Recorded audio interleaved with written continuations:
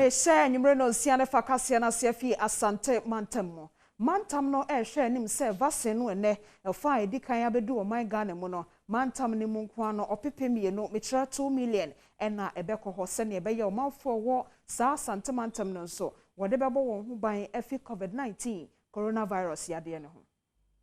Already Daroma your first consignment of COVID-19 vaccine no abedu omayimu anopai emse mu nyina amoteye na ese de anhyehyɛ ne tie no eye baby ayare na sidenden no ɛhɔ na yɛbɛhyɛ ase afi enti sɛ mo bɛkae a yare ne hyɛ ase no ɛhyɛ ase wɔ nkran ne friend Greater Accra ɛna ba Kumasi Greater Kumasi ɛna part of Central Region emse kaso a enti baby ayeye lockdown no ɛhɔ so na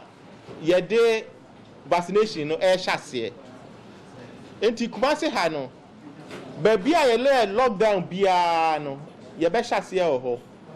yɛkan a 14 districts enti Asante Region yɛ 43 districts 14 of the districts no they fall within what we call the Greater Kumasi districts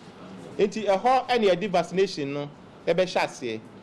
and there the no ha your friend media sensitization your person mo be boa yen said the be ya ye information no ebeko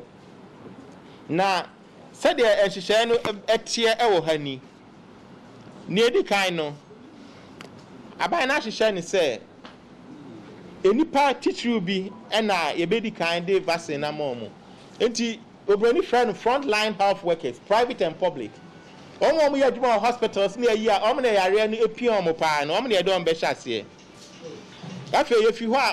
omo wo yare to say diabetes hypertension na ebetimi aku omo ntem no